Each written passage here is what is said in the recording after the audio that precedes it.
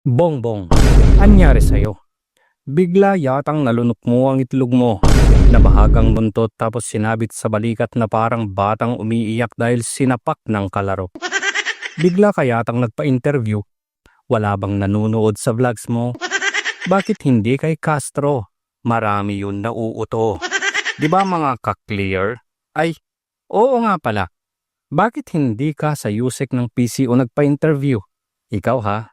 Alam mo bang matutwist ka lang niya? Alam mo bang baka ma-fake news ka niya? Alam mo bang bagsak ang credibility niya sa masa? Alam mo bang sinungaling siya? Umamin ka nga BBM. Nakakaramdam ka na ba na yung USEC ng PCO nilalaglag ka? Alam mo ba yung chismis? Nakipagkita daw sa isang hotel kay Delima. Bati ba ang nasa isip mo? O baka naman namali ka lang? Sa halip na bato ang mabanggit mo, bati na lang para hindi halatado. Sa interview mo kay Katunying, bakit parang ang fresh mo? Parang first day of school ang pormahan mo. Bagong polo, bagong gupit, bagong bag, bagong sapatos at bagong pabango. Hindi ka ba tumira bago magpa-interview? Blooming ka oh. Tuloy-tuloy mo na kaya para bansa naman lumago. Lugmok na oh.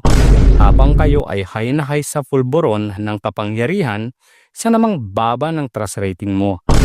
Gising na Bongbong. May 3 taon ka pa para bumawi. Makialam ka na sa pinsan mong wala nang nagawang tama dahil bawat galaw ay puro mali. Hinahamak ang lahat para sa pansariling kapakanan.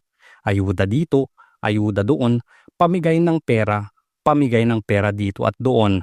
May multur pa oh para mapanatili ang pwesto at magkamal ng malaking halaga.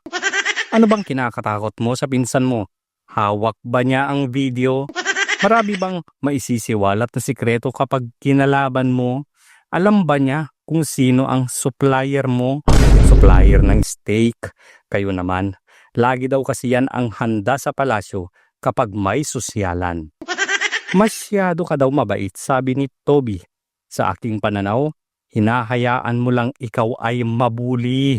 Yung pasimpleng pagsasabi ng uto-uto ka daw.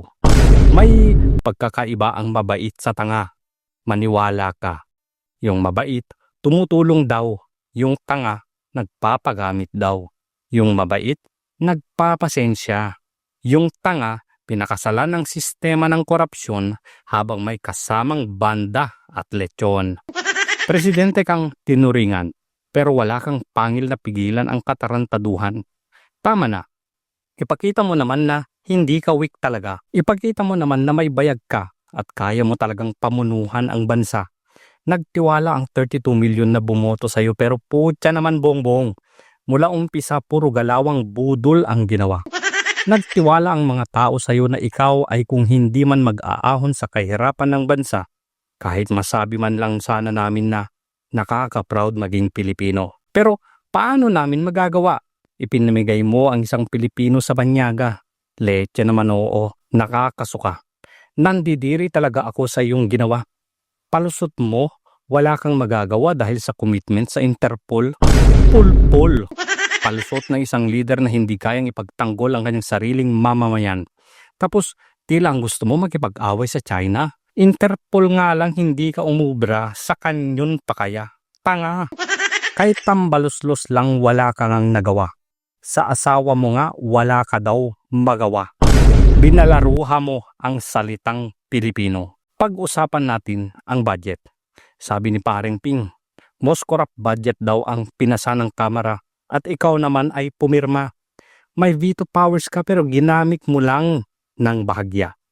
Ang pansot, kulang daw sa oras para marebisa. Paano yung PhilHealth issue? Diba sa National Expenditure Program may amount naman na nilagay nyo? Nung dumating sa mesa mo at nakita mong zero, pinirmahan mo. Hindi lang yan. Ikaw pa mismo ang isa sa mga nagtanggol na tama ang ginawa ng mga buwaya sa Kamara at iilang tao sa Senado. Anong tawag doon, Mr. President? Kahinaan yun. Pumayag ka sa gusto nila na kahit kalusugan ng mga Pilipino kaya niyong itaya para sa pansariling interes at kung saan-saan napunta.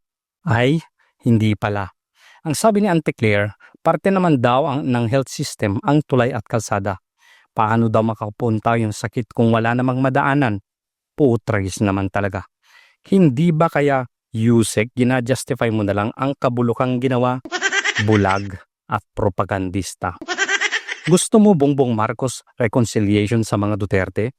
Matapos mong ipadala ang kanilang ama sa ibang bansa at presidenteng minahal ng madla, doon ikinulong at litisin ng banyaga. Ganon-ganon na lang. Yung bigla kang ninong ng inaanak mong matagal kang hindi mo niregaluhan. Yung biglang nagmamano ka na lang kahit magjujun pa lang.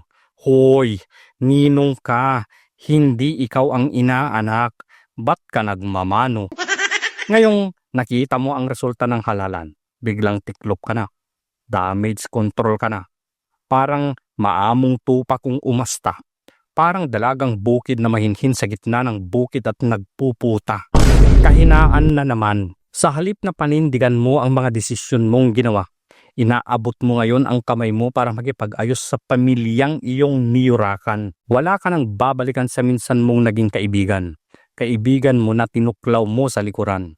Akala mo naman mahinang nilalang. Siya bala ang dahilan ng iyong katapusan. Tinik sa lalamunan na nakabaon na kahit anong gawin mo ay hindi na matatanggal kailanman. Kapatid mo nga tinalikuran ka. Kadugo mo nga sinuka ka. Kahit sabihin pa namin na may sarili siyang interes kaya yun nagawa, isa lang ang ibig sabihin nun makinig ka. Sarili mong pamilya hindi mo maayos. Bansa pa kaya. Matagal na akong nagtitimpi sa'yo, leche ka. Isa ako sa sumuporta nung ikaw ay sa pagka-presidente ng kampanya. Unity, di ba? Continuity, di ba? Pero bakit yung mga magagandang proyekto zero ang budget, tanga?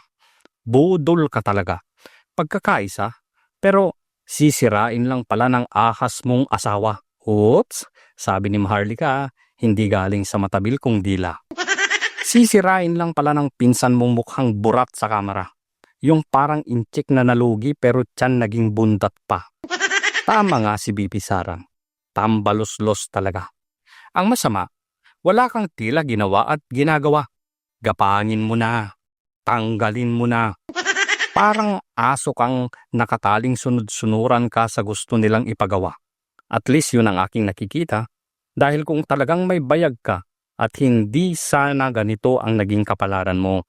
Yung paputi na pero biglang nangitim bigla. Kahit ilang kula pa, kung sabon mo naman ay grasa, wala talagang pag-asa. Minsan, namumula. Oops!